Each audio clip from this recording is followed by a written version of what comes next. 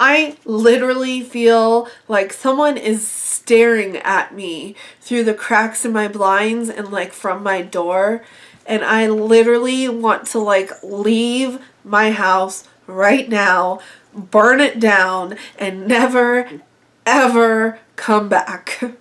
Hey, what's up guys? I'm Jillian Rogue, and today I'm going to be talking about the real Men in Black. I don't know what it is, but this theory seriously creeps me out more than any other theory. Like every time I talk about it or research about it or watch a video on it or even think about it too much, I get this overwhelming feeling like I am being watched, and it creeps me the fuck out. So, hi, Men in Black. Yeah.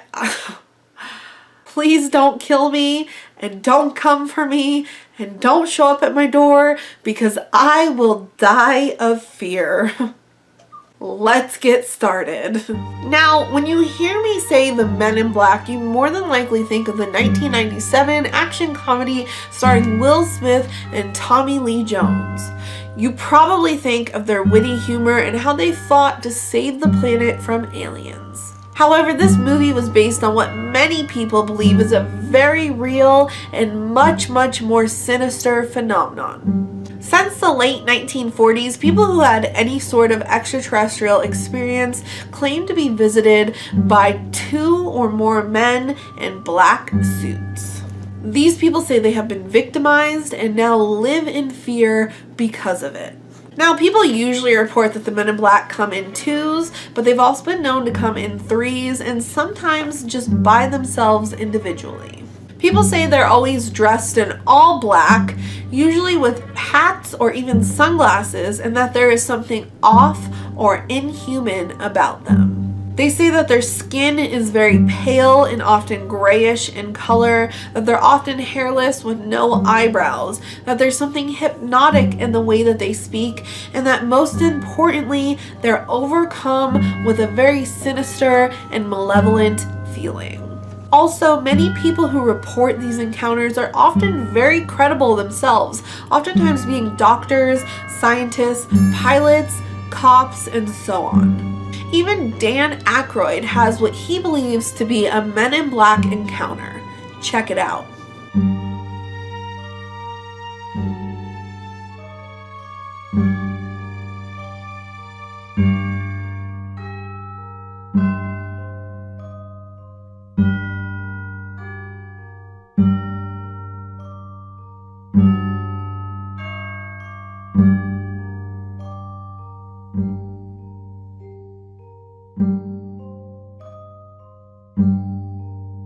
I was outside before I knew it was canceled, in between the interviews, and I was outside, and Britney Spears called me because she wanted me to appear on Saturday Night Live with her. And so I was outside having a cigarette, the phone rang. Oh, Britney, how you doing? Oh, sure, of course I will. I turned away like this, I turned back, and there was a black Ford across the road, a black Ford sedan. And I was trying to look at the plate, and the plate seemed kind of like fuzzy, and I was, definitely a police car. And 2 guys were there, and a big, tall guy got out of the back seat. And he stood in the street on 42nd Street it was. We were at 42nd Street and 8th Avenue. And he looked right at me. And literally, I was on the phone. Hey, oh, sure, of course I'd love for the show. Saw the Ford, went back like this, turned back like a half second later, and it was gone. And that car did not go past me. It did not make a U-turn, because I would have seen 42nd Street. I would have seen that thing take a U-turn and go away. That car vanished. That car was a cloaked vehicle of some type.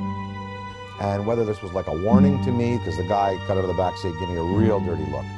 That car vanished. I know what I saw. And, it was just this fast. It was, oh, hi, Brittany, sure. Oh, of course, I'd love to. Guy gives me a dirty look. Oh, well, sure. Car gone. That's what happened. And then 2 hours later, we were told we were not to continue taping, and the show was canceled, and none of them would air. I don't know. I don't know. Now, there are countless stories of people who have encountered the Men in Black, but one of the most notable is from Dr. Herbert Hopkins. In 1976, he was working as a consultant in a UFO case in Maine. One night, he was visited by a man in a black suit and tie with a very unusual face. He said he had no hair, no eyebrows, and was incredibly pale. Hopkins says that his dog went crazy, was barking erratically, and that he was overwhelmed with a very malevolent feeling. The visitor questioned Hopkins about the UFO case and then told him he had 2 coins in his pocket, which Hopkins did. He then instructed Hopkins to pull out one of the coins, and he pulled out a penny. He told Hopkins to watch the penny very closely, and Hopkins witnessed it turn silvery, get fuzzy and out of focus, fade, and disappear. Once the penny was gone, the man told Hopkins that the penny would never be seen on this plane again. He then asked if Hopkins was familiar with the UFO abductee Barney Hill, and said that Barney Hill had died because his heart disappeared, much like the coin did. After this, he suggested that Hopkins destroy any and all evidence and material related to the UFO case. Now, Hopkins complied and he never saw the man again, but he says that he had repeated phone trouble ever since. Dr. Albert K. Bender was a very intelligent researcher who founded the International Flying Saucer Bureau. But in 1955, when 3 men dressed in all black showed up at his home and warned him to stop, he shut down the Bureau and all of his research. People who knew him said that he was a changed man after this, that his work became rambly, and that he lived in constant fear and anxiety. Now, Dr. Bender received mysterious phone calls with nobody on the other end until he died in 2002. UFO researcher Jack Robinson and his wife Mary began to experience very strange events as they dove more deep into their research about UFOs and extraterrestrials. They would come home to find their house rummaged and looked through, and to find their UFO files disrupted. Mary also began to notice a very strange man dressed in an all-black suit and hat staring up at their apartment from the doorway. Mary told one of her friends, and they drove over and witnessed the man standing there and actually took a picture, which is now known as one of the most credible and solid sources of evidence for the whole Men in Black conspiracy. One of my favorite experiences is when a hotel worker in Canada had an extraterrestrial experience and then said that 2 men in black visited the hotel that he worked at and were asking strange questions about him. Now, he actually captured footage of these 2 men on the hotel's security camera. Oh God, this theory creeps me out so much. Oh my God, I just can't.